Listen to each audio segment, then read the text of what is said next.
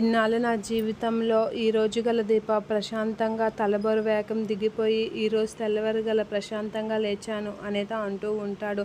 దీని అంతటికీ కారణం మీరే దీప. మీ వల్లే ఇదంతా నాకు జరిగింది. మీకు నిజం తెలిసినా సరే నా మీద కక్ష పెట్టుకొని నేను మీ నాన్నకి చేసిన ద్రోహాన్ని మనసులో పెట్టుకొని మా అమ్మకి మీరు నిజం చెప్పేయవచ్చు, నా మీద పగ తీర్చుకోవచ్చు. కానీ మీరు అలా చేయలేదు. మీరు అలా చేయకుండా మా అమ్మకి నిజం చెప్పకుండా ఈ నిజాన్ని దాచారు అనేత అంటూ ఉంటాడు. ఇక మా అమ్మకి ఆ నిజం చెప్పేస్తే మా అమ్మ పరిస్థితి ఏమవుతుంది? ఆ తర్వాత మా అమ్మ వల్ల మా అమ్మని అర్థం చేసుకున్నారు. ఒక తల్లి మనసును అర్థం చేసుకున్నారు. మీకు మనిషి విలువ తెలుసు అని చెప్పి దీపనైతే కార్తీక్ పొగుడుతూ ఉంటాడు. ఇక కార్తీక్తో కూడా దీప ఇలానే మాట్లాడుతూ ఉంటుంది. మీరు కూడా నా దృష్టిలో చాలా ఎదిగిపోయారు బాబు.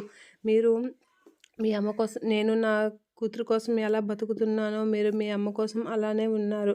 అందుకే మీకు నాకు అంతేం తేడా లేదు. మీరు నా కూతుర్ని నేను ఎంత ముద్దుగా చూసుకుంటున్నానో మీరు మీ అమ్మని కూడా అలానే చూసుకుంటున్నారు అని అంటూ ఉంటాడు. అయితే ఈ సమస్యలకి ఎప్పటికీ మీ అమ్మకి నిజం తెలియకుండా ఉంటుందా అని అంటే, ముందు ఈ పెళ్ళి అవని దీప, తర్వాత నేను నా సమస్యలను నెమ్మదిగా పరిష్కరిస్తాను అని అంటూ ఉంటుంది. మరి స్వప్న మాట ఏంటి అని అడిగితే, స్వప్న ఎప్పటికీ నా చెల్లిగానే ఉంటుంది. అలాగని అందరికీ న్యాయం చేయలేను, అలాగని అందరికీ అన్యాయము చేయలేను. నాకు తోచినంత వరకు చేయగలను.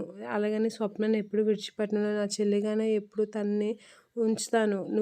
మీరు నరసింహ తండ్రి అని తెలియకూడదు. స్వప్న మా చెల్లెని మా అమ్మకు తెలియకూడదు. ఈ రెండు విషయాలు తెలియకుండా జాగ్రత్త పడితే చాలు, అన్నీ సక్రమంగానే జరుగుతాయి అని కార్తీక్ దీప వాళ్ళు మాట్లాడుకుంటూ ఉంటారు. అలా దీప చాలా హ్యాపీగా కార్తీక్తో మాట్లాడుతూ ఉంటుంది. ఇప్పుడు మన ఇద్దరి మధ్య సన్నిహితం బాగానే ఉంది దీప. మన ఇద్దరు ఆలోచనలు, వ్యవహారికం అంతా ఒకేలా ఉంది అనేది చెప్తూ ఉంటాడు. దీప కూడా అలానే ఊకొడుతూ ఉంటుంది. అలా వాళ్ళిద్దరూ చాలా ప్రశాంతంగా వాళ్ళ కష్ట సుఖాలు అయితే పంచుకుంటూ ఉంటారు కార్తీక్ దీప.